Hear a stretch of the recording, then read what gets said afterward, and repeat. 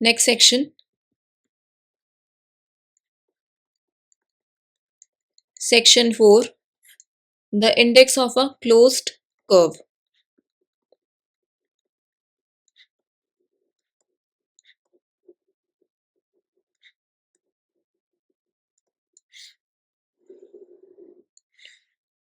So हमारे पास closed curve given है gamma t is equals to a plus r e to the power iota t and t lies between 0 to 2 pi. Then gamma traces the circle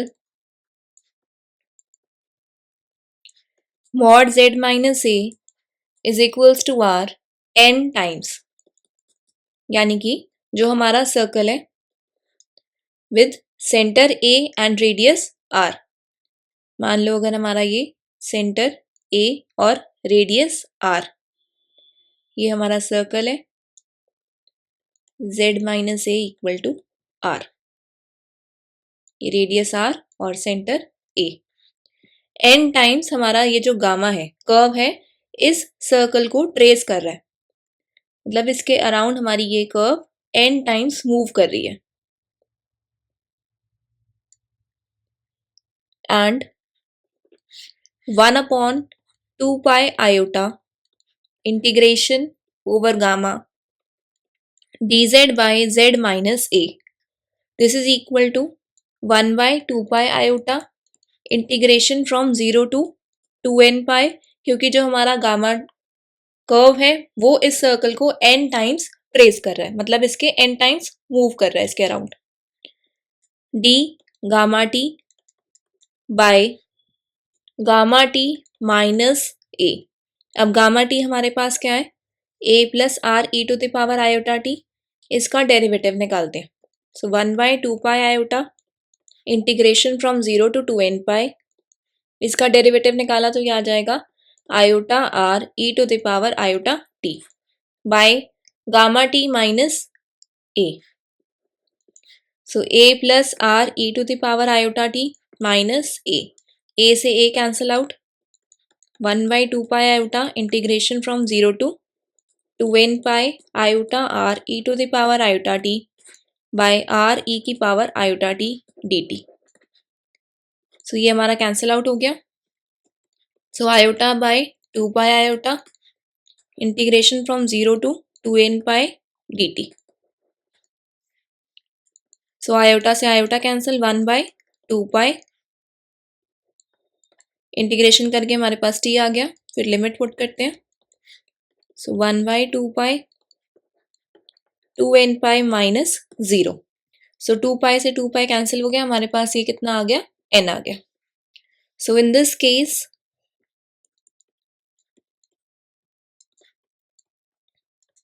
ये जो हमारा integral है 1/2 pi iota integration gamma dz by z minus a, this gives the number of times gamma winds around the point z equal to a. मतलब simple manner में हो क्या रहा है, हमारे पास एक गामा कर्व थी, वो हमारे उस सर्कल के अराउंड n टाइम्स घूम रही है, तो ये हमारा क्या निकल के आया है, किसके इक्वल, n के इक्वल निकल के आया है.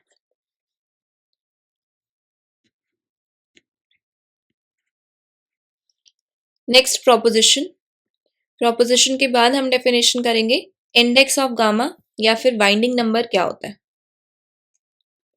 प्रोपोजिशन 4.1 काफी इंपॉर्टेंट है, प्रीवियस ईयर में काफी बार पूछी गई है.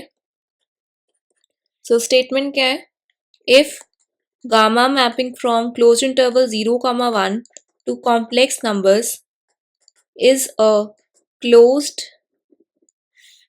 rectifiable curve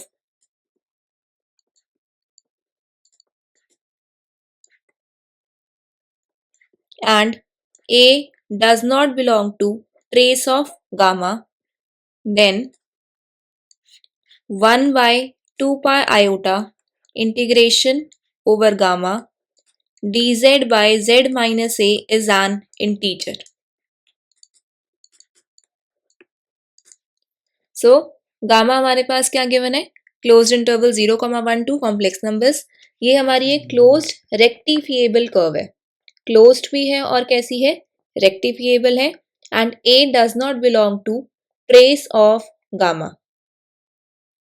then 1 by 2 pi iota integration over gamma dz by z minus a is an integer. Integration dz by z minus a over gamma हमने क्या कैलकुलेट करा है, n के इक्वल कैलकुलेट करा है. तो ये हमें क्या प्रूव करना है कि दिस इज एन इंटीजर. और रेक्टिफिएबल कर्व का हम पहले भी डिस्कस कर चुके हैं. वो क्या होता है, एक ऐसी कर्व जिसकी लेंथ कैसी है, फाइनाइट है. एंड ट्रेस ऑफ गामा क्या होता है, हमने क्या देखा था कि अगर गामा हमारा closed interval a comma b to complex numbers एक पाथ गिवन है, तो जो सेट बनेगा gamma t such that t lies between a to b, ये हमारा होता है ट्रेस ऑफ गामा. सो यहाँ पे हम क्या कहना चाह रहे हैं कि हमारे पास gamma mapping from closed interval 0,1 to complex numbers एक क्लोज्ड रेक्टिफिएबल कर्व है और जो a पॉइंट है वो इस ट्रेस ऑफ गामा को बिलोंग नहीं करता है. Then 1 by 2 pi iota integration over gamma dz by z minus a. This is an integer. So इसका proof देखते हैं. We need to show that 1 by 2 pi iota integration over gamma dz by z minus a is an integer.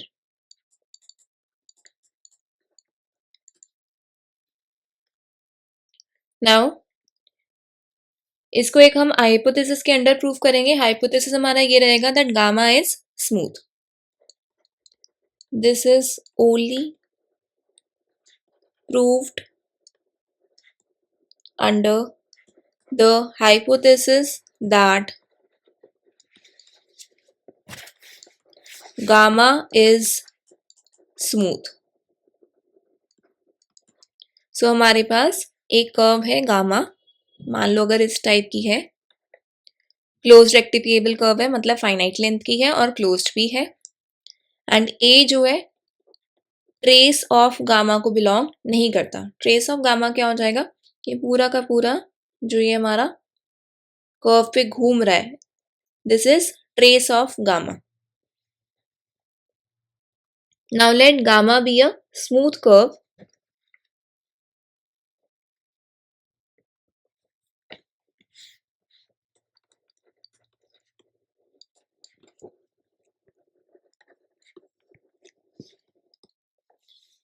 And define a function g mapping from closed interval 0,1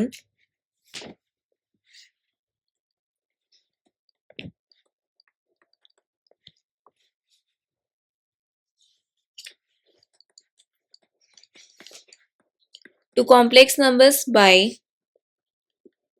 gt is equals to integration 0 to t gamma dash t by gamma t minus a dt.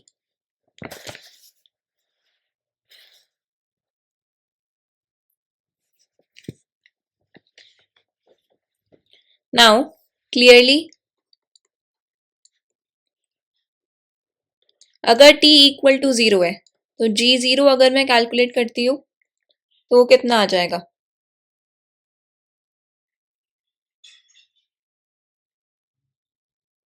g0 will be 0.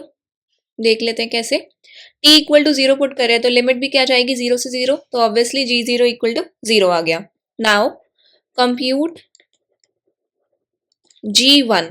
So g1 will be integration 0 to 1 gamma dash s by gamma s minus a ds.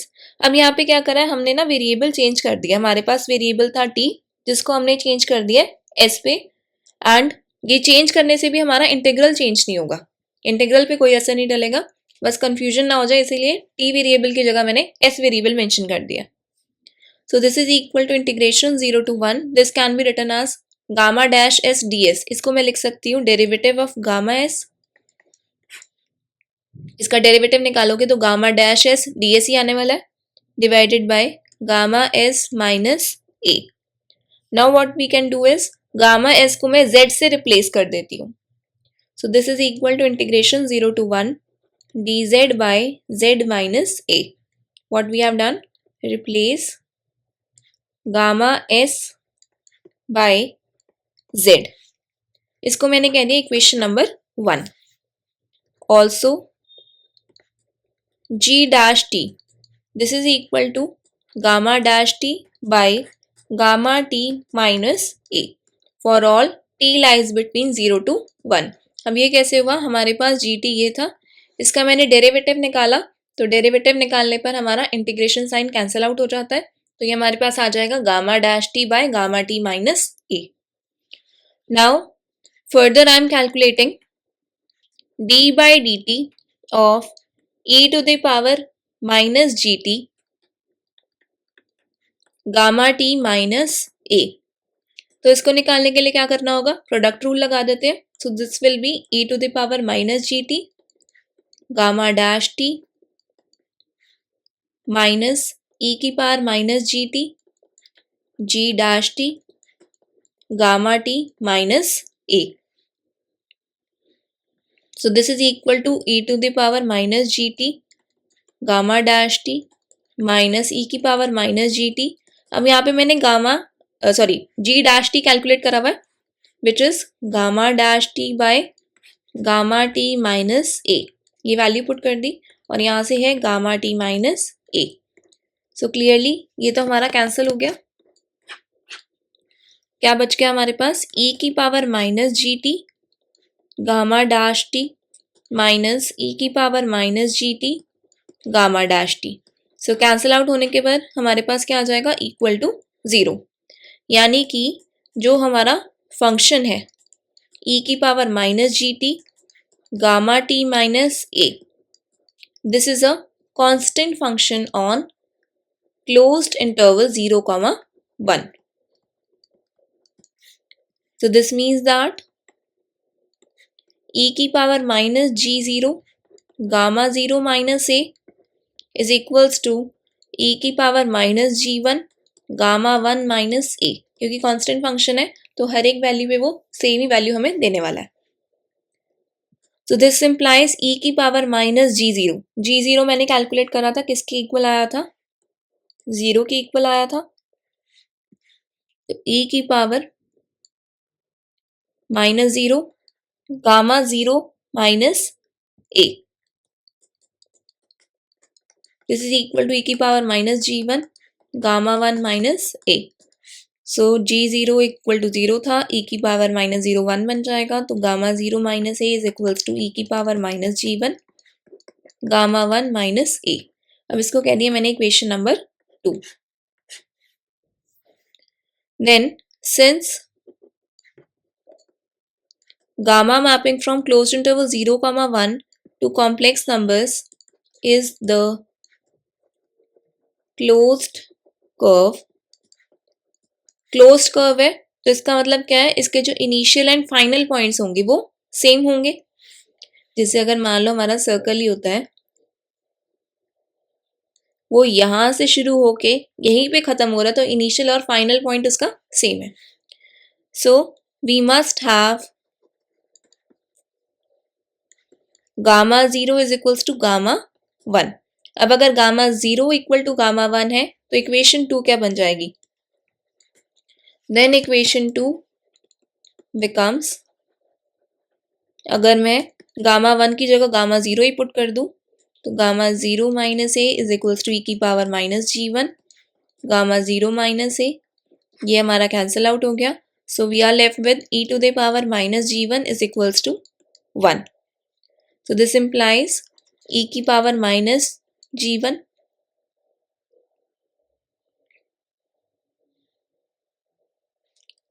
Is equals to e की power minus 2 pi iota k for some integer के.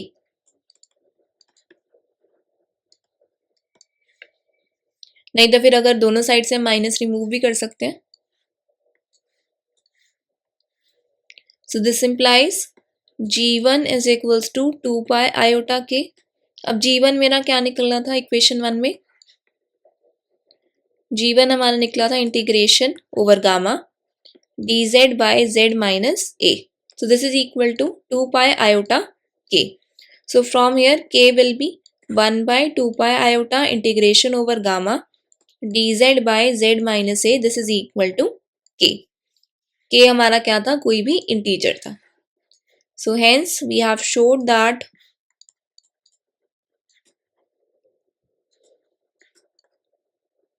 one by 2 pi iota integration over gamma dz by z minus a is an integer.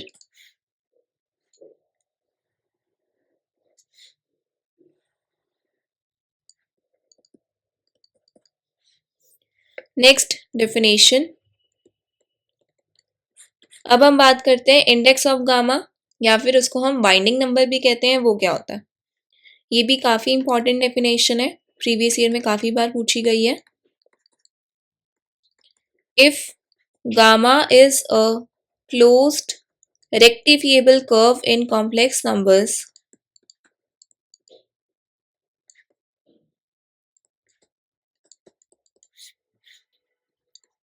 then for a does not belong to trace of gamma, neta gamma comma a is equals to 1 by 2 pi iota integration over gamma dz by z minus a. This is called the index of gamma.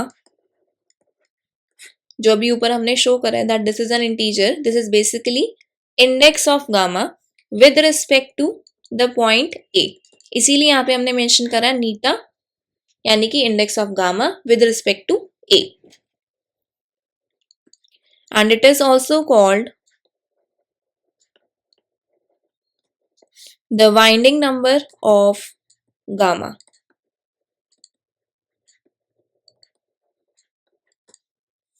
Next definition. अगर gamma और sigma हमारी दो curves हैं, closed interval 0,1 पर defined है. These are curves defined on closed interval 0,1 and with gamma 1 is equals to sigma 0, then gamma plus sigma is a mapping from closed interval 0,1 to complex numbers. This is the curve defined by gamma plus sigma t equal to gamma 2t such that t lies between 0 to 1 by 2, sigma 2t minus 1 such that 1 by 2 less than equal to t less than equal to 1. तो gamma और sigma हमारी दो curves हैं जो कि closed interval 0,1 पे defined है, और साथ में कंडीशन क्या है that gamma 1 is equals to sigma 0. Then gamma plus sigma is a mapping from closed interval 0,1 to complex numbers which is defined by this curve. Gamma plus sigma t is equals to gamma 2t when t lies between 0 to 1 by 2, and when t lies between 1 by 2 to 1, then it is sigma 2t minus 1. So next proposition देखते हैं.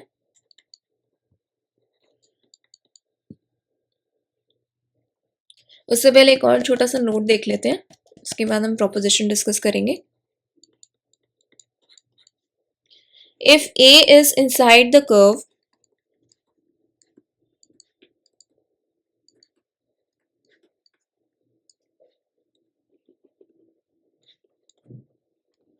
then A is non-negative and if A lies outside, then A is equals to 0 times direction of minus gamma.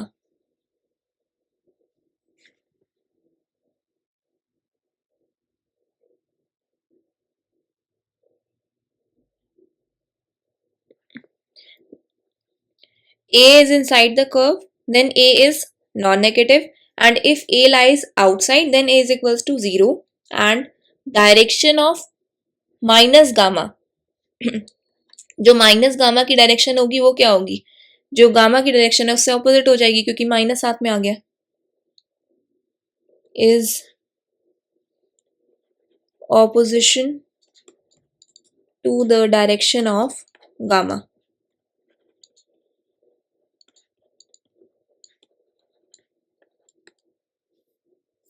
So minus gamma t, this is equal to gamma minus t, and t lies between minus b to minus a, where gamma t किस में defined होगा, gamma t is defined on t lies between a to b. ठीक है, gamma t जो है वो हमारा a से b में लाई कर रहा है, तो माइनस गामा t ये जो होगा वो किस में लाई करेगा, minus b less than equal to t less than equal to minus a में. सो हमारे पास ए कोई भी पॉइंट है, इनसाइड द कर्व ले रहे हैं, तो इस तरीके से ये गामा कर्व है हमारे पास. क्या कह रहा है कि अगर कर्व के अंदर पॉइंट ए लाई कर रहा है then it is non negative, और अगर आउटसाइड लाई कर रहा है then a is equals to 0, and direction of minus gamma, मतलब अगर गामा इस डायरेक्शन में जा रहा है तो माइनस गामा उसकी उल्टी डायरेक्शन में जाएगा. अब देखते हैं प्रोपोजिशन 4.3, जो कि अगेन काफी इंपॉर्टेंट है, प्रीवियस ईयर में काफी बार पूछी गई है. ये सेक्शन काफी इजी है, इसको जरा ध्यान से करना, स्कोरिंग भी है और इजी भी है. If gamma and sigma are closed rectifiable curves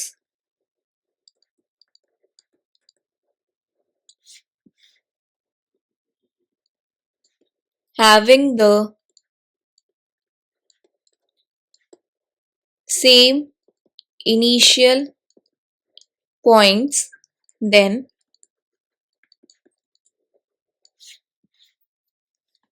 a part neta gamma a, this is equal to minus neta minus gamma a for every a which does not belong to trace of gamma,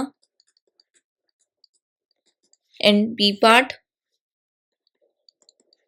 neta gamma plus sigma is equals to neta gamma a plus neta sigma a for every a which does not belong to trace of gamma union with trace of sigma. So proof. So a part करते हैं पहले. We need to show that neta gamma a is equals to, यहाँ पे minus sign नहीं आएगा,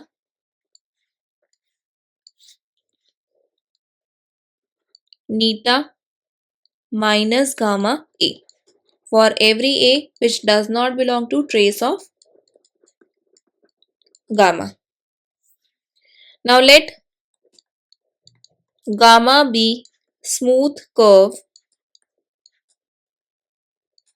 which is defined on the interval, closed interval 0, 1.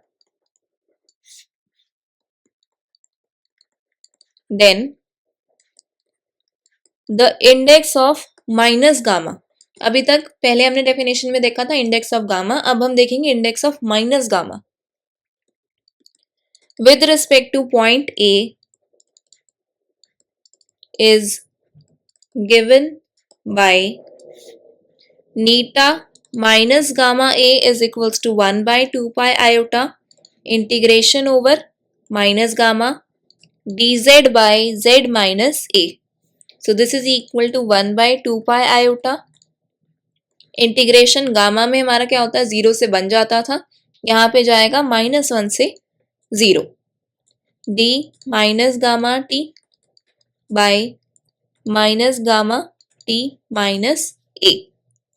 सो अभी मैंने ऊपर देखा था जब नोट हमने पढ़ा था कि minus gamma t is equals to gamma minus t, तो यहाँ पे भी हम कर देते हैं उसे 1/2 pi iota integration from -1 to 0 d gamma minus t by gamma minus t minus a, because minus gamma t is equals to gamma minus t. So this is equal to 1 by 2 pi iota integration from -1 to 0. अगर इसका अब मैं differentiation करती हूँ तो मेरे पास आ जाएगा gamma dash minus t and this is -1 by gamma minus t minus a d t.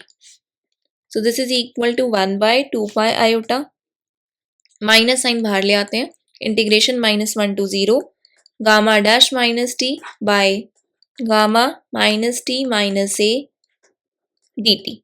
Now let minus t is equals to S.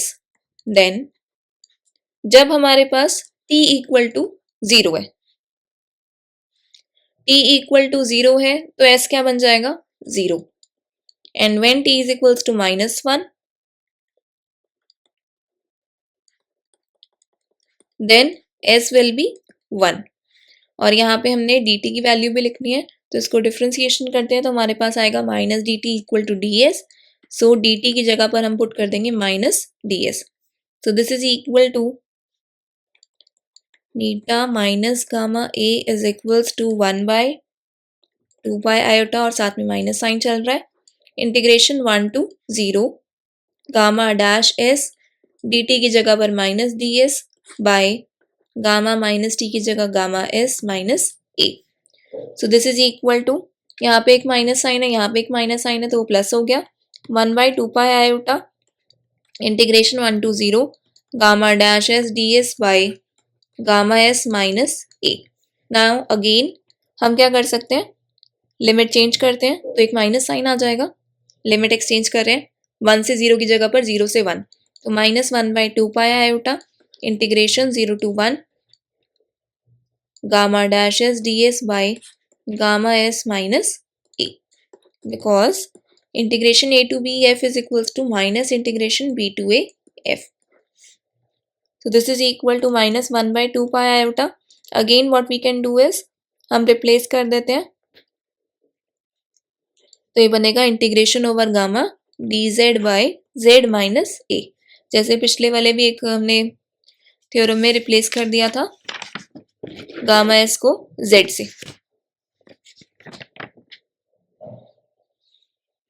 क्योंकि बेसिकली ये है क्या, ये है डेरिवेटिव ऑफ गामा एस. तो गामा एस को हमने रिप्लेस कर दिया जेड से. Replace gamma S by Z. अब ये किसकी डेफिनेशन है, इंडेक्स की.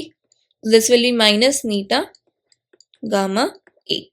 सो हेंस शो दैट स्टार्टिंग कहाँ से की थी, लेफ्ट हैंड साइड हमारी चल रही थी नीटा minus gamma A. So hence show that neta minus gamma a is equals to minus neta gamma a for every a which does not belong to trace of gamma. So a part हमारा यहाँ पे prove हो रहा है. अब prove करते हैं b part. सो b part में हमने क्या शो करना है, that index of gamma plus sigma a is equals to neta gamma a plus neta sigma a for every a which does not belong to trace of gamma union with trace of sigma. So let gamma and sigma be smooth curves defined on closed interval 0, 1.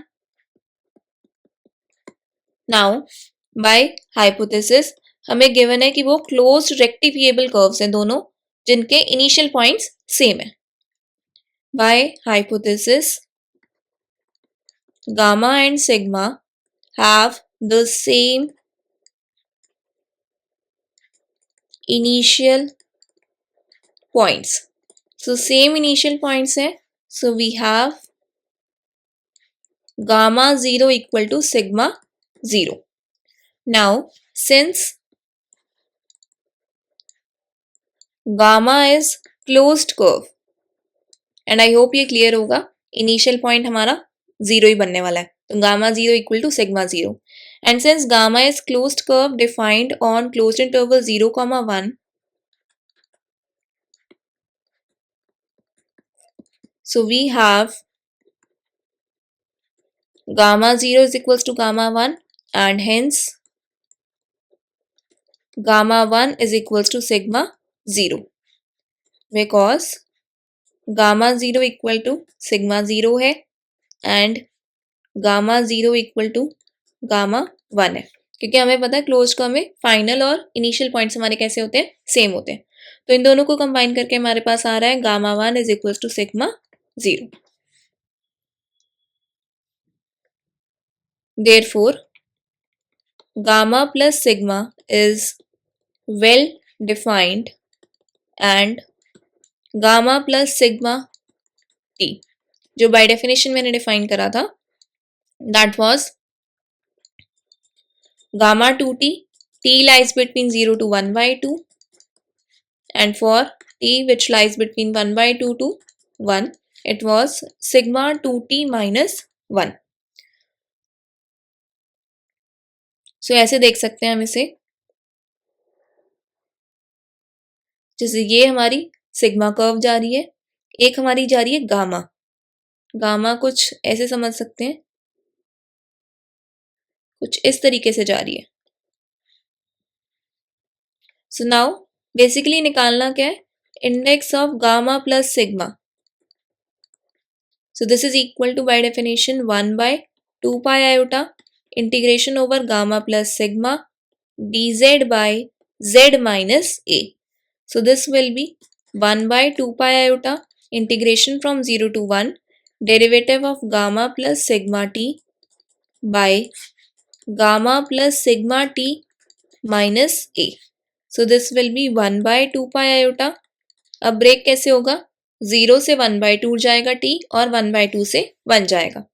So 0 से 1/2 derivative of gamma plus sigma t by gamma plus sigma t minus a plus 1/2 pi iota integration from 1/2 to 1 derivative of gamma plus sigma t by gamma plus sigma t minus a.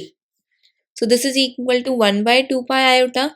अब 0 से 1/2 में gamma plus sigma T की value क्या ले रहा है, gamma 2t, तो वो पुट कर देते हैं derivative of gamma 2t by gamma 2t minus a plus 1/2 pi iota integration 1/2 to 1. When t की वैल्यू हाफ से 1 के बीच में है तो सिग्मा 2t माइनस 1 वैल्यू ले रहा है, तो derivative of sigma 2t minus 1 by sigma 2t minus 1 minus a. Now put s is equals to 2t in first integral and s is equals to 2t minus 1 in second integral, in first and second integral respectively.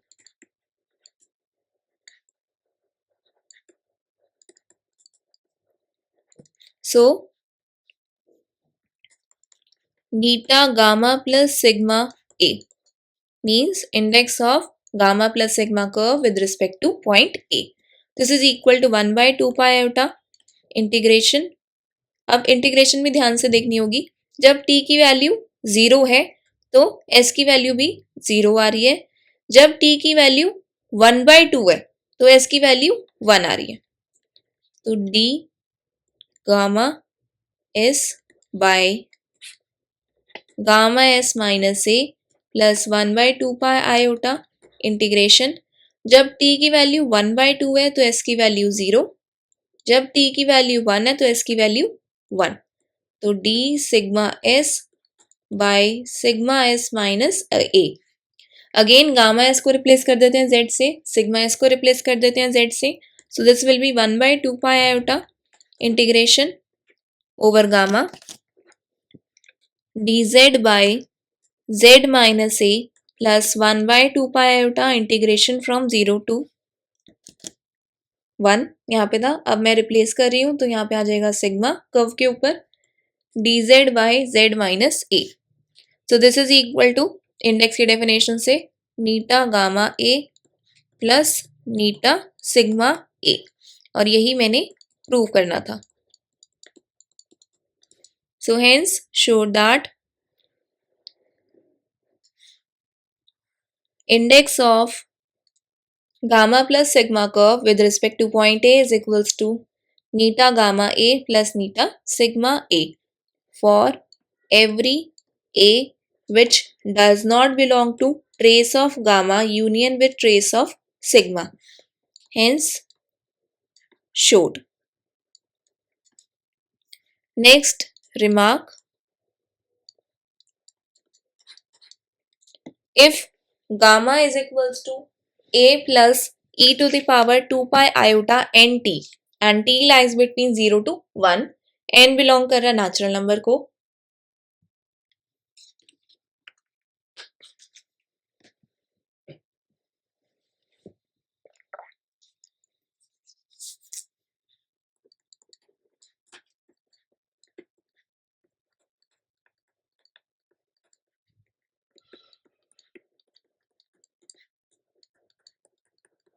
then neta gamma a, this is equal to 1 by 2 pi iota integration over gamma dz by z minus a is equals to 1 by 2 pi iota integration from 0 to 1 e की power 2 n pi iota t into 2 pi iota n. Basically हमने क्या करा, यहाँ पे हमने gamma curve put करी. Gamma curve put करने की वजह से यहाँ पे इसका हमने डेरिवेटिव कैलकुलेट करा है बाय z माइनस ए, यानी कि गामा टी पुट कर दो तो a प्लस ई की power 2 pi iota n t minus ए. तो यहाँ से अगर देखते हो 2 पाई आयोटा कैंसिल, a से a कैंसिल, तो क्या बच रहा है, इंटीग्रेशन 0 to 1 ई की power 2n pi iota T by यहाँ पे एक n बच रहा है e की power 2 pi iota n t D t. तो ये कैंसिल आउट हो गया. So this is equal to n and n is our natural number. So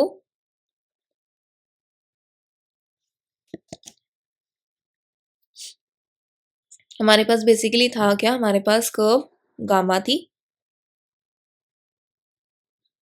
centre a है.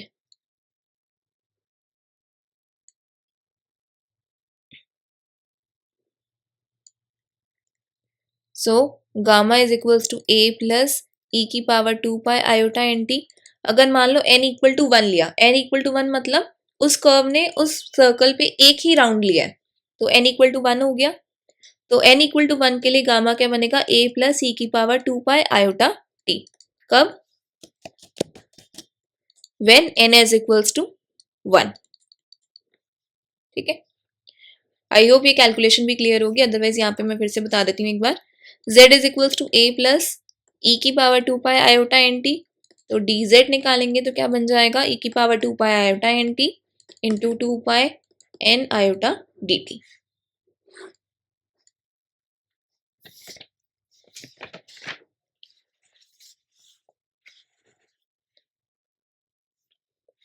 सो वाइंडिंग नंबर क्या होता है, एक बार फिर से रिवाइज करते हैं.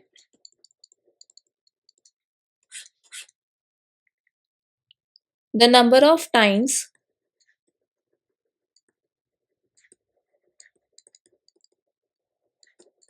The curves moves to make a round. मतलब एक राउंड लेने के लिए कितनी बार वो कर्व मूव कर रही है, ये हमारा होता है winding number.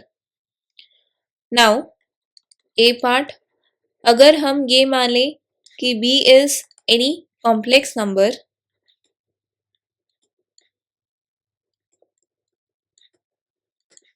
that is b belongs to complex numbers such that mod of b minus a is less than 1, means distance between a and b is less than 1. तो इसको कैसे देखोगे, mod of b minus a is less than 1, तो open ball वाली definition की वजह से इसको लिख सकते हैं b belongs to open ball with center A and radius 1.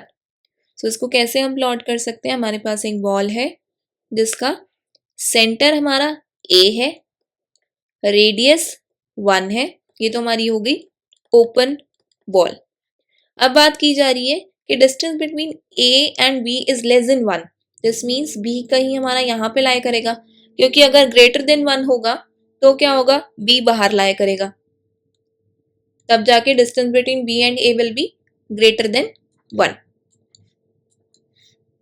Then for any analytic function f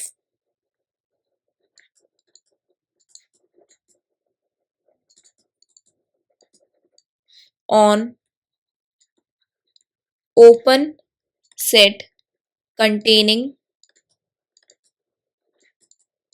b a, 1. अब कोई भी एनालिटिक फंक्शन है f ऑन ओपन सेट जो कि इस ओपन बॉल को कंटेन कर रहा है, so f Z is equals to 1/2 pi iota integration over gamma F डब्ल्यू by w minus z dw for all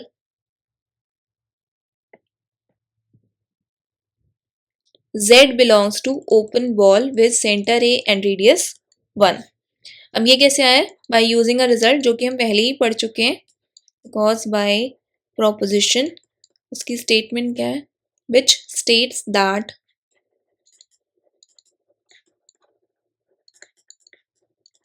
if f is a mapping from G to complex numbers is an analytic function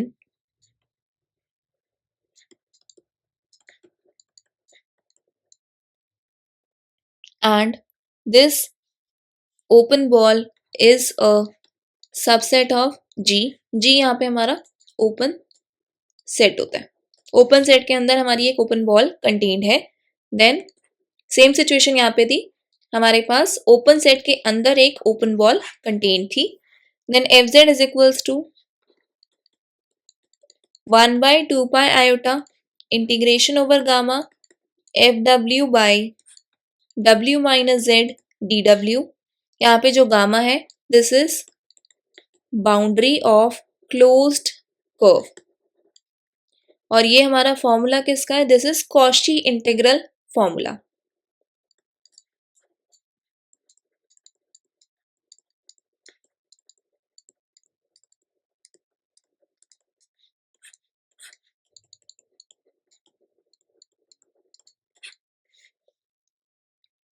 सो इसको use करते हुए मैंने ये mention करा है यहाँ पे।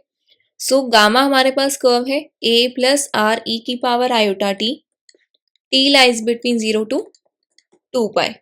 सो एफ ए, जेड की जगह पर a पुट करते हैं तो 1/2 pi iota integration over gamma F W by W minus a D W, and F B ये कैलकुलेट करा तो 1/2 pi iota integration over gamma F W by W minus B D W.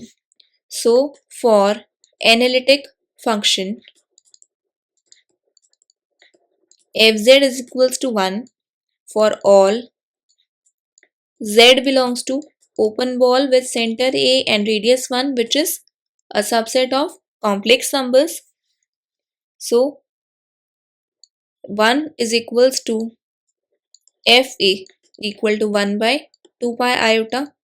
अब क्या कर रहे हैं, कोई भी एनालिटिक फंक्शन ले लिया f z equal to 1 for all z belong to this open ball which is a subset of complex numbers. तो 1 इक्वल टू एफ ए, मतलब जेड की आप कोई भी वैल्यू ले लो उसके लिए ये इक्वल टू 1 ही आ रहा है, तो 1 equal to f a equal to 1/2 pi iota integration over gamma d डब्ल्यू, क्योंकि एफ डब्ल्यू तो 1 के इक्वल होगा, डब्ल्यू माइनस ए। अब ये किसकी डेफिनेशन बन रही है, this is index of curve gamma with respect to point A. Similarly 1 equal to FB equal to 1/2 pi iota integration over gamma dw by w minus b, and this is index of curve gamma with respect to point B. So clearly we can see that index of curve gamma with respect to point A is equals to index of curve gamma with respect to point B, यानी कि जब मैंने उसी open ball के अंदर एक point B लिया और उससे सेंटर का डिस्टेंस लेस देन 1 था, तो जो हमारा वाइंडिंग नंबर है वो हमारा कैसा रह रहा है, सेम रह रहा है दोनों पॉइंट्स के रिस्पेक्ट में। For distance between a and b less than 1। B part में अब हम दूसरी सिचुएशन देख रहे हैं कि बी कॉम्प्लेक्स नंबर्स को बिलोंग करता है, लेकिन mod of b minus a, this is greater than 1. This means this time b is outside the ball, means b lies outside the open ball b with center a and radius 1. Then अब इस बार मैं ले रही हूँ f z equal to 1 by z minus b, इस type का एक analytic function. This is an analytic function, clearly analytic function है ये हमारा, on this open ball with centre a and radius 1। Therefore नीटा gamma b this is equal to 1 by 2 pi iota integration over gamma d z by z minus B.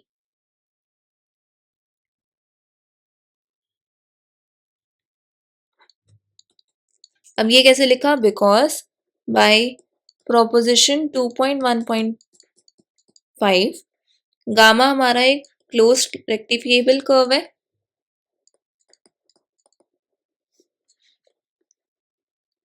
and 1 by z minus b is an analytic function.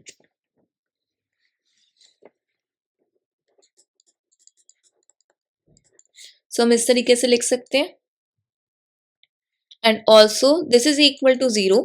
इसके 0 होने का reason क्या है, because by corollary 2.1.15 let f be an analytic function in the disk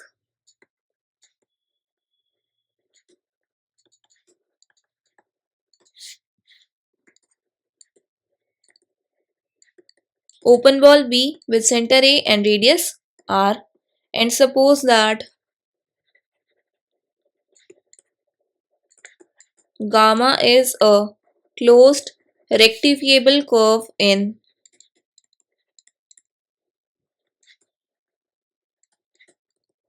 open ball B with center A and radius R। तब क्या होता था, integration over gamma f is equals to 0। ये ऑलरेडी हम सारे प्रूफ देख चुके हैं। सो दिस मीन्स जब पॉइंट बी बॉल के आउटसाइड लाई कर रहा है तो जो वाइंडिंग नंबर है of this curve gamma with respect to point b is equals to 0। Next अब हम कुछ डेफिनेशंस डिस्कस करेंगे, इंपॉर्टेंट डेफिनेशंस है, और उसके बेसिस पे फिर हमने नेक्स्ट थ्योरम को प्रूव करना है। सो डेफिनेशंस, कुछ इंपॉर्टेंट डेफिनेशंस जो काफ़ी इंपॉर्टेंट है अंडरस्टैंडिंग के लिए। बेसिकली आपने पहले भी पढ़ी होंगी बट उसको एक बार रिवाइज कर लेते हैं। अ सेट इज डिसकनेक्टेड, एक कोई भी हमारा सेट है उसको डिसकनेक्टेड हम कब बोलते हैं, if we get two subsets which are non-empty and disjoint। So A और बी मेरे पास दो सेट्स हैं जो कि नॉन एम्प्टी हैं और कैसे हैं, डिसजॉइंट है, मतलब उनके इंटरसेक्शन में कुछ भी कॉमन नहीं है। A intersection B is empty and their union is the entire set. मान लो अगर सेट एक्स को मैं कह रही हूं डिसकनेक्टेड, तो उनका जो यूनियन है ए और बी का, this is entire set x, तब जाके हम बोलेंगे सेट एक्स इज डिसकनेक्टेड। क्या क्या कंडीशंस है, पहली कंडीशन ये है that A and B are non empty, उनकी इंटरसेक्शन एम्प्टी है मतलब वो डिसजॉइंट है, और उनका यूनियन किया जाए तो मुझे एंटायर सेट एक्स मिल जाए। और ऐसा सेट जो कि डिसकनेक्टेड नहीं होगा तो वो कैसा होगा, फिर कनेक्टेड होगा। Not disconnected set is connected set. Next, a space X is called disconnected if there are non-empty disjoint open sets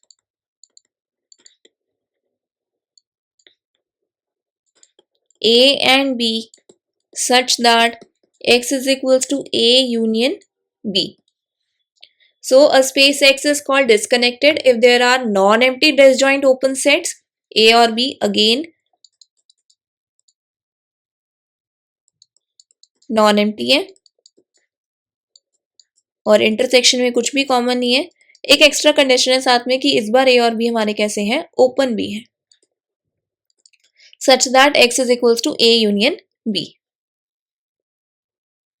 Now, a space is connected if it is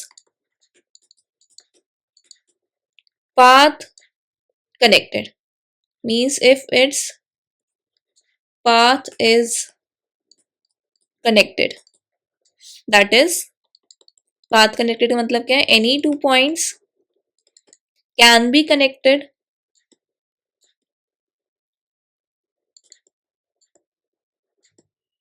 by a path. Next definition, a subset D of a metric space X is a component of X if, अब component की बात कर रहे हैं, ये सारी की सारी जो हम डेफिनेशंस अभी पढ़ रहे हैं वो हम ग्रेजुएशन मेट्रिक स्पेस वाले पेपर में ऑलरेडी पढ़ चुके हैं, बस अब हम रिवाइज कर रहे हैं. आपके पास कोई भी सबसेट डी है मेट्रिक स्पेस एक्स का, उसको हम कंपोनेंट का बोलेंगे. This is called component if it is a maximal connected subset of X, that is D is connected and there is no connected subset of X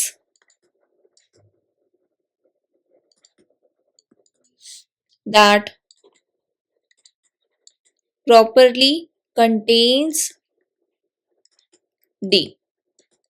So आपके पास कोई भी subset D है matrix space X का, उसको मैं component कब बोलूंगी X का, अगर वो मैक्सिमल कनेक्टेड सेट है यानी कि D कनेक्टेड है, एंड सेकेंडली कोई भी ऐसा कनेक्टेड सबसेट नहीं है जो प्रॉपरली D को कंटेन कर रहा हो, दैट प्रॉपरली कंटेन्स D. अब एक एग्जांपल देखते हैं ताकि कंपोनेंट की डेफिनेशन और अच्छे से हमें क्लियर हो जाए. Let set X is equals to Z belongs to complex numbers such that mod Z is less than equal to 1 union with Z belongs to complex numbers such that mod Z minus 3 is less than 1. यानी कि दो circles का हमने क्या ले लिया, यहाँ पे यूनियन ले लिया. सो हो क्या रहा है, mod Z less than equal to 1 मतलब 0 0 सेंटर और रेडियस 1, ये मैंने बॉल बना दी, रेडियस 1. ये है mod z less than equal to 1, boundary included है तो इसीलिए मैंने इंक्लूड करते हुए बनाया, डॉटेड नहीं बनाया. फिर क्या है, centre 3,0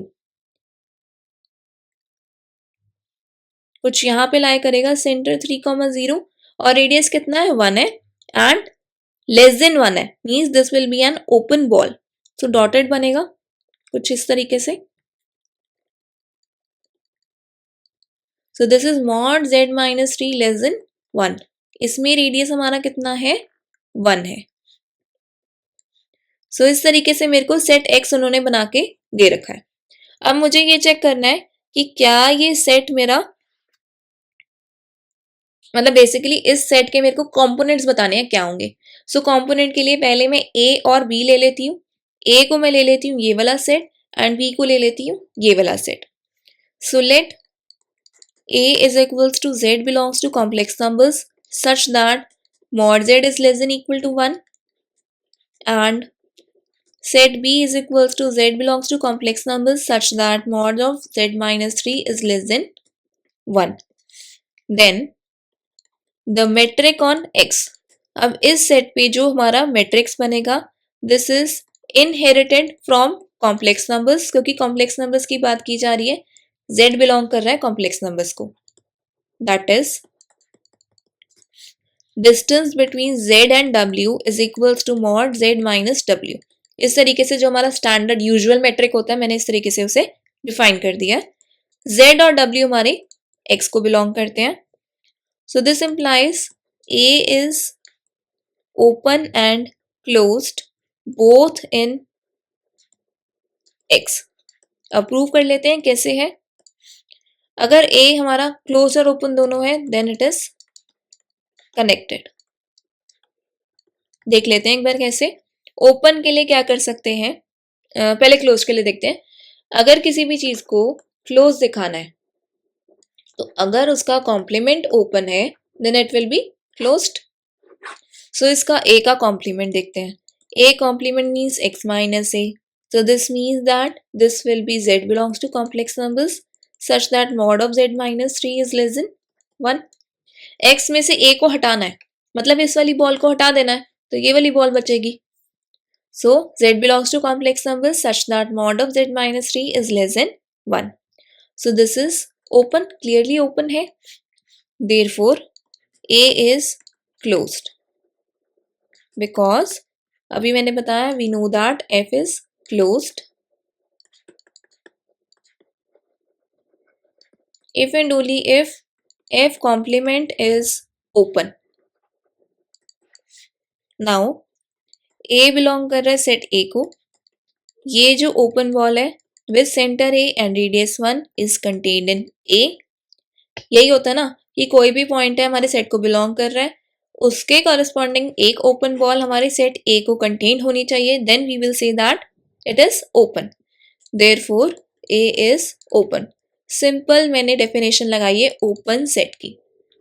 bye definition of open set. अब देखो, सेट A मतलब ये वाली ओपन बॉल, इसमें से कोई भी पॉइंट आप उठाते हो, रेडियस 1 लेना है, ठीक है, तो वो क्लियरली सबसेट A का ही होगा, क्योंकि A पॉइंट मैंने जो पॉइंट A पिक करा है वो सेट A से पिक करा है, इसी से पिक करा है, और रेडियस 1 की ओपन बॉल बना रहे हैं, तो ऑब्वियसली A सेट को A सेट के अंदर कंटेन करेगा. So similarly you can prove that B is open and closed.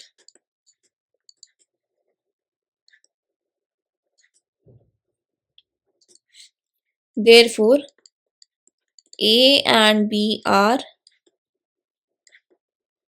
connected. Also A and B are maximal connected subset of X. So they are component of X. Simple by definition of component of metric space X.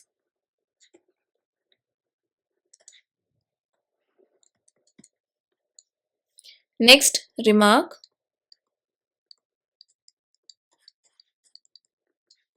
The components of an open subset of X are open. So अब मैं क्या कह रही हूँ कि जो open subset of X के components होंगे वो हमारे कैसे होंगे, ओपन होंगे. Next example.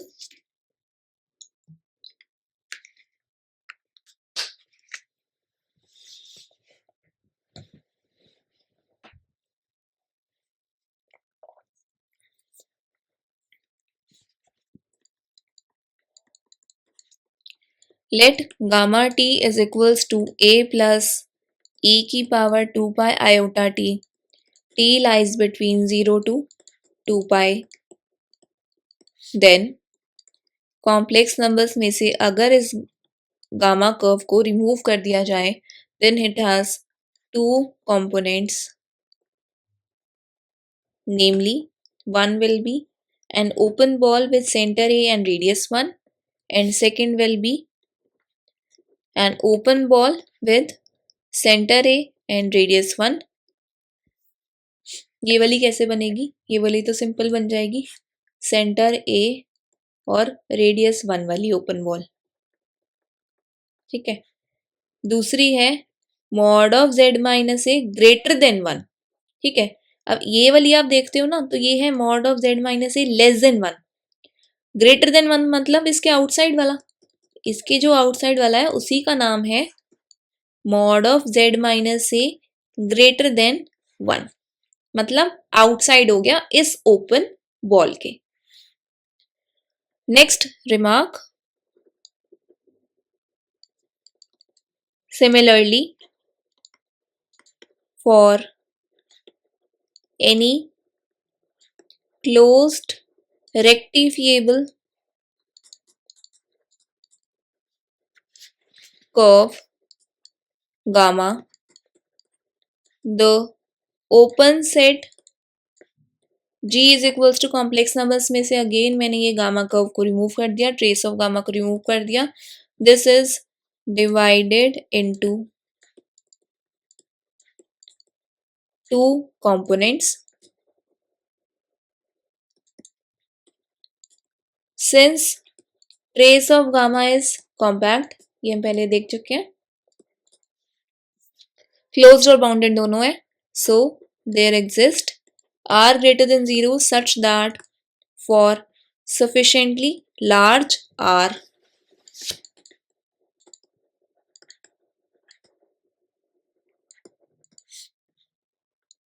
z belongs to complex numbers such that mod of z is greater than r is an unbounded component. इस बार ये वाला क्या बन रहा है हमारा? अनबाउंडेड कंपोनेंट बन रहा है। पिछली बार जो एग्जांपल देखा था वो हमारे कैसे बन रहे थे components?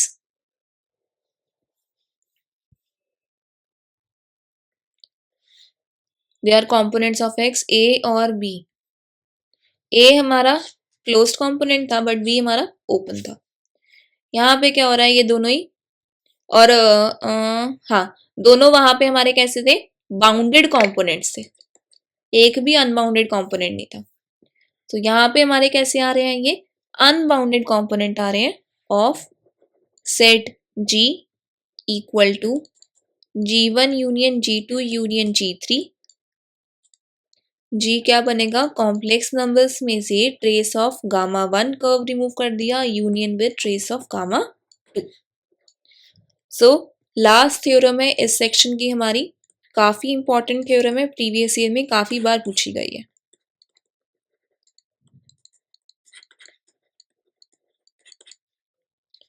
So let gamma be a closed rectifiable curve. Again closed rectifiable curve है, कर्व क्लोज्ड है, इनिशियल और फाइनल पॉइंट उसका सेम है, रेक्टिफिएबल है मतलब फाइनाइट लेंथ की है इन कॉम्प्लेक्स नंबर्स, देन जो उसका वाइंडिंग नंबर है उस कर्व का with respect to point a is constant for a belonging to a component of G equal to complex numbers में से मैंने ट्रेस ऑफ गामा को हटा दिया। Also this winding number of curve gamma with respect to point A is equals to 0 for A belonging to the unbounded component of G.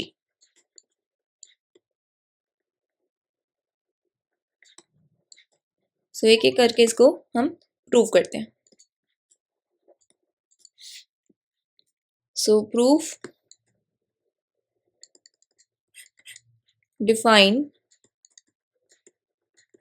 a function f mapping from G to complex numbers by fa is equals to neta gamma A is equals to 1 by 2 pi iota integration over gamma dw by w minus a, and a does not belong to trace of gamma.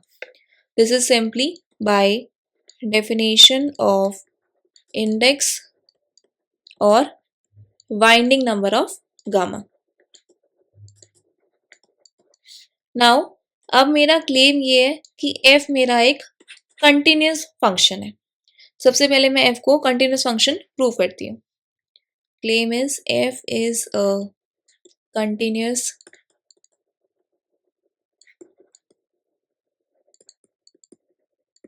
function.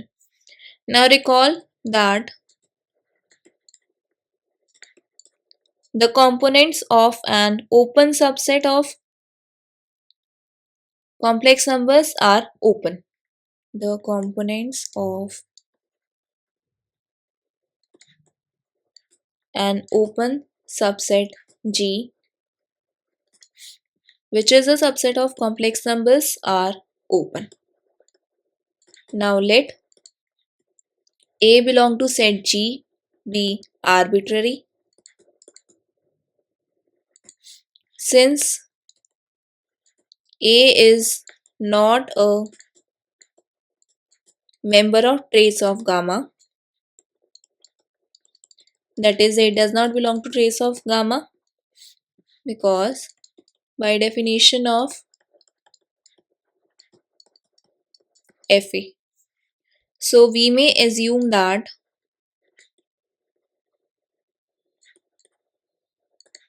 R is equals to distance between A and trace of gamma is greater than 0. क्यों? क्योंकि components हमारे हमेशा कैसे हैं? Open है. Components are always open. तो मैंने R को क्या लिया? Distance between A and trace of gamma, और जो A है वो ट्रेस ऑफ गामा को बिलोंग नहीं करता है, तो डिस्टेंस क्या होगा हमारा यहाँ पे? ग्रेटर देन 0 होगा. और डिस्टेंस वैसे भी हमेशा हमारा पॉजिटिव होता है, और जो रेडियस R लिया जाता है वो भी कैसा होता है? हमारा पॉजिटिव होता है. If distance between A and B is less than delta and delta is less than R by 2, then हम देखते हैं FA minus FB.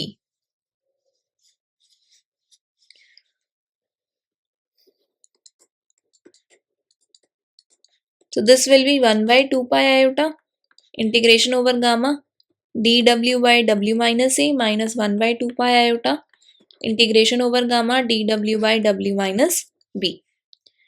So this implies mod of FA minus FB, simply taking modulus on both the sides.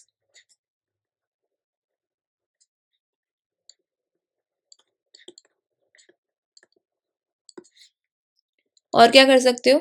1 by 2 pi iota को साथ के साथ common भी ले लो.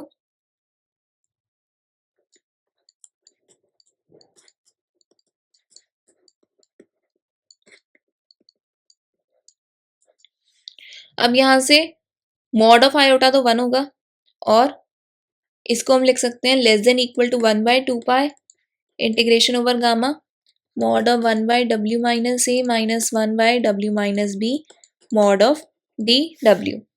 So this is equal to 1 by 2 pi integration over gamma. इसको हम थोड़ा simplify कर लेते हैं. w minus a, w minus b, w minus b minus w plus a mod of dw. w से w cancel out. This is equal to 1 by 2 pi integration over gamma mod of a minus b by, यहाँ पे हमें पता है ये है mod of w minus a into डब्ल्यू minus b. So we can apply modulus property. Mod a b is equals to mod a mod b. So this will be mod of w minus a into mod of w minus b. So this is equal to 1 by 2 pi mod of a minus B को बाहर ले आओ, integration over gamma mod of dw by mod of w minus a into mod of w minus b. इसको मैंने कह दिया equation number 1. But for mod of a minus b less than r by 2 and w on trace of gamma, मतलब distance between a and b is less than r by 2 and W belong करता है हमारे trace of gamma को, मतलब trace of gamma पे W lie करता है. So we have mod of W minus A is greater than equal to R and R is greater than R by 2. And now compute mod of W minus B. तो इसके लिए manipulation कर रहे हैं, add और subtract कर रही हूँ मैं यहाँ पे A को. तो W minus A plus A minus B. Now by triangle inequality property, triangle inequality नहीं, इसको ऐसे कर देते हैं, mod of W minus A plus एक माइनस साइन बाहर कॉमन लेते हैं, V minus A. इस तरीके से मैं इसे लिख देती हूँ क्योंकि हमारे पास था mod of A minus B is less than delta less than R by 2, उसको यूज़ कर पाए, और mod of W minus A is greater than equal to R greater than R by 2, इसको हम यूज़ कर पाए. So this is greater than equal to mod of mod W minus A minus mod B minus A, because we know that mod of mod Z1 minus mod Z2, this is less than equal to mod Z1 minus Z2. So this is greater than R minus R by 2. Mod of W minus A was greater than equal to R and mod of B minus A was less than R by 2, और साथ में minus sign है तो minus R by 2, इस तरीके से आ गया. ये रहा. मॉड A माइनस बी लिखा जाए या मॉड B माइनस A, एक ही बात है.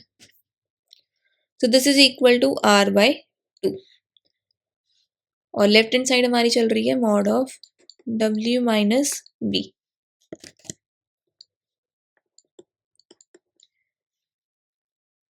और mod of W minus A was greater than equal to R by 2, greater than R by 2. So अगर इसका मैं रेसिप्रोकल ले लूँ, क्योंकि यहाँ पे मैंने वैल्यू पुट करनी है इक्वेशन 1 में, तो रेसिप्रोकल लेना पड़ेगा. तो 1 by mod W minus A is less than 2 by R. 1 by mod W minus B is less than 2 by R. So thus from equation 1 we have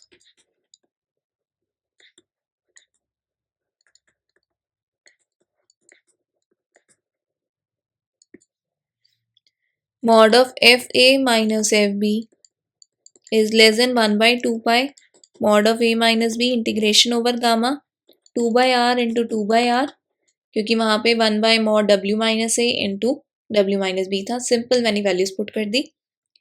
mod of D W, एक 2 से एक 2 यहाँ cancel हो गया. तो this is 2 by pi R square mod A minus B integration over gamma mod D W. So this is less than 2 by pi R square delta V gamma, because mod A minus B was less than gamma and integration over gamma mod dw, this is equal to V gamma. ये कैसे हुआ है? By using proposition 1.1.7 का V part. Statement बताती हूँ एक minute.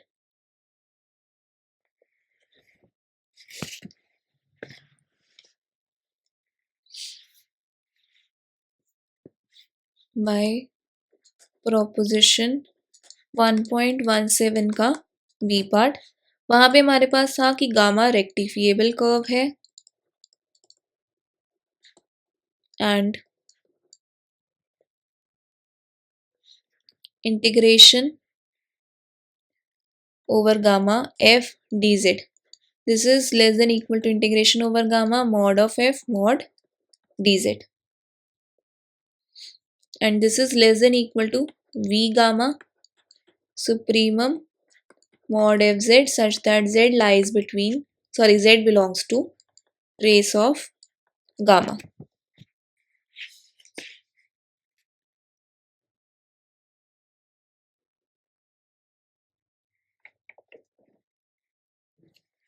और हमारा जो V गामा था वो क्या था? हमारी टोटल लेंथ. ये सारी चीजें हम पढ़ चुके हैं चैप्टर की स्टार्टिंग में.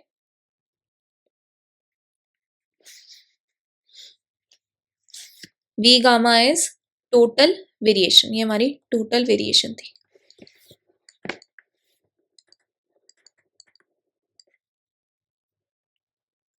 ठीक है.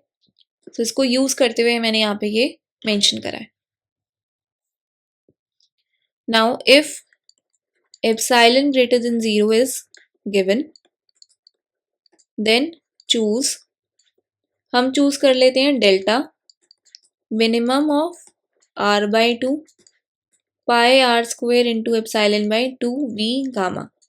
क्योंकि बेसिकली करना क्या होता है, हमारी जो डेफिनेशन बनेगी यहाँ पे, mod of f a minus f b, इसको लेस देन एप्सिलॉन दिखा दे for mod a minus b less than delta, तो हमारा काम हो जाएगा.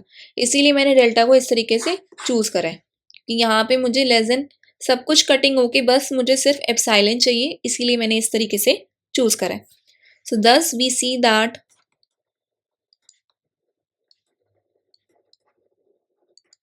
mod of a minus b is less than delta implies mod of fa minus fb is less than epsilon. So by epsilon delta definition, f is continuous at z equal to a, and since a belongs to g, a point हमारा g को belong करता है, हमने लिया था, and this was arbitrary, तो f हमारा continuous पूरे के पूरे सेट पे हो जाएगा. सो हमारा फर्स्ट क्लेम हमने दिखा दिया है. अब हमने फर्दर क्या दिखाना था, दो चीजें दिखानी थी. एक दिखाना था कि जो बाइंडिंग नंबर है कांस्टेंट है अगर a बिलोंग करता हो कंपोनेंट ऑफ g को, and secondly binding number is 0 अगर a बिलोंग करता हो हमारा अनबाउंडेड कंपोनेंट ऑफ g को. सो अब इनको भी प्रूव कर लेते हैं. So now let d be any component of g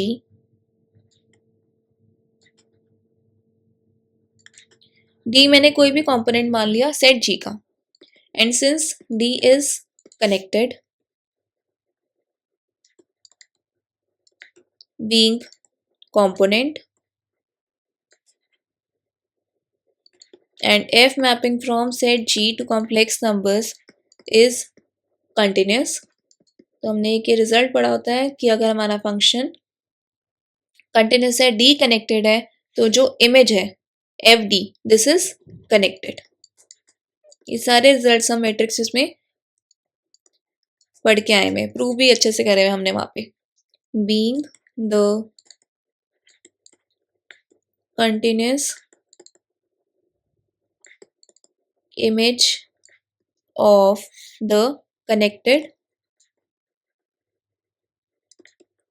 set. Now recall that fg fa is equals to neta gamma a. This is an integer, हम already देख चुके हैं, is contained in integers.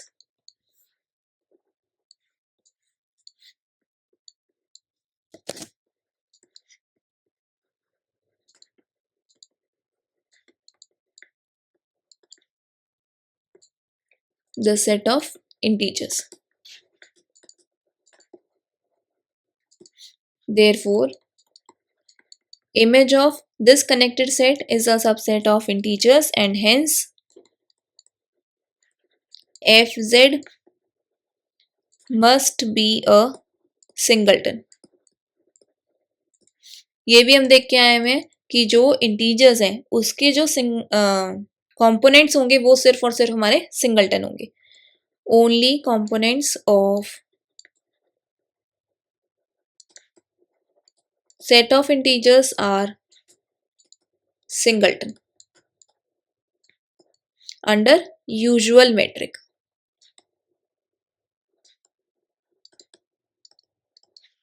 Consequently,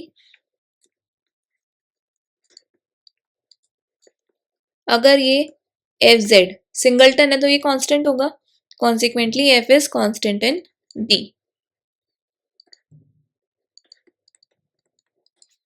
Equivalently,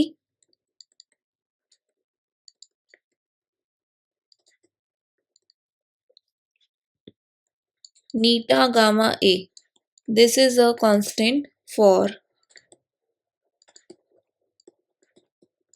A belonging to a component of G। तो first चीज मैंने यही prove करनी थी।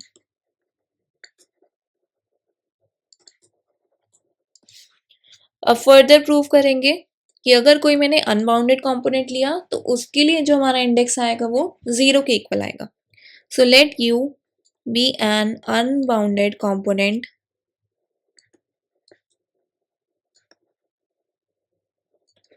of G। Now since gamma is compact, being closed and bounded,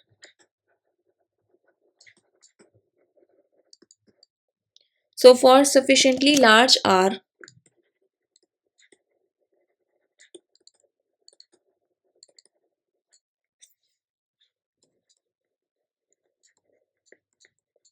the component Z such that mod Z is greater than R is a subset of U is the only unbounded component of G। तो unbounded component हम देख चुके हैं, ये हमारा बनेगा unbounded component of G। So let epsilon greater than 0 be given, then choose A with mod A greater than R and mod of W minus A, this is greater than V gamma, मतलब total variation by 2 pi epsilon uniformly for W on trace of gamma, and this is for every point। Thus we get, अब index का formula देखते हैं, mod of neta gamma A, so this will be less than equal to 1 by 2 pi integration gamma mod of dw by w minus A, so this is equal to 1 by 2 pi integration over gamma mod of dw by mod of w minus A, so this will be less than 1 by 2 pi, and यहाँ पे था mod of w minus A is greater than v gamma by 2 pi epsilon, so reciprocal करा तो this will be 2 pi epsilon by v gamma, so integration बाहर ही ले आते हैं इसको, 2 pi epsilon by v gamma, अंदर बच के integration over gamma mod dw, 2 pi यहाँ से cancel, so this is equal to epsilon by v gamma and this is also equal to v gamma।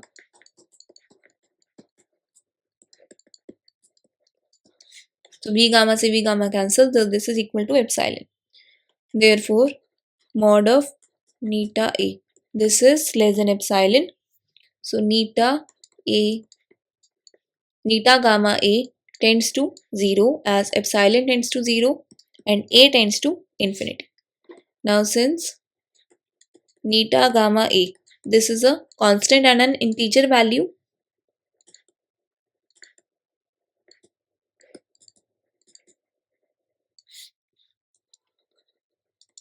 so neta gamma A is equals to 0 for A belonging to the unbounded component of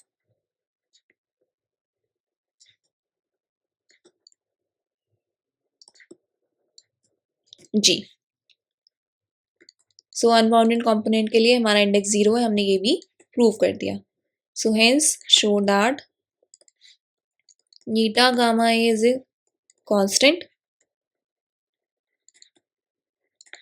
for A belonging to a component of G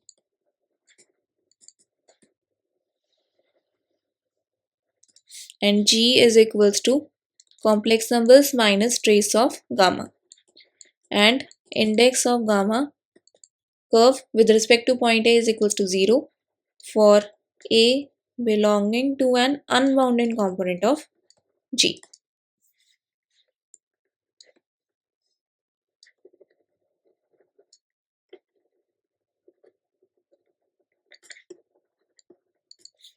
So hence showed.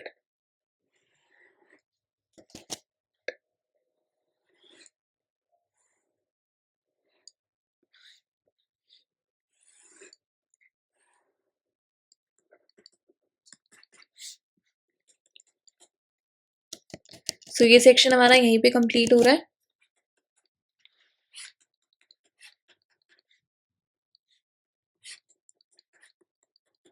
So next इसके बाद हम start करेंगे section 5 next class में, Cauchy's theorem and integral formula. So ये video मैं YouTube पे upload करूँगी, तो जिनको नहीं पता है, मैं दिल्ली यूनिवर्सिटी के लिए ये पेपर को पढ़ा रही हूँ.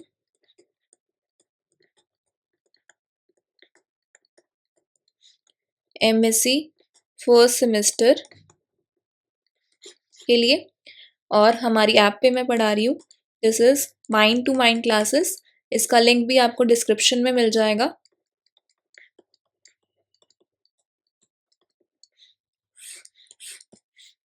App link will be provided in description.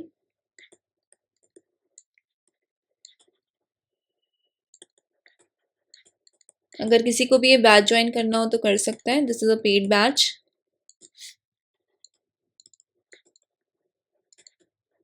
और अगर किसी को कोई क्वेरीज हो तो मेरा कॉन्टैक्ट नंबर पे आप कॉन्टैक्ट कर सकते हैं. सो कॉन्टैक्ट नंबर इज 8882601617. एंड अगर किसी को कोई फीडबैक देना हो तो आप कमेंट सेक्शन में दे सकते हैं. Thank you for watching my video. I am doctor Simran Thapar, अगर किसी को मेरे बारे में ना पता हो. Also currently I am teaching in Delhi University as an assistant professor. So thank you for watching my video.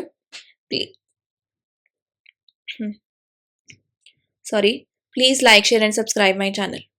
Thank you.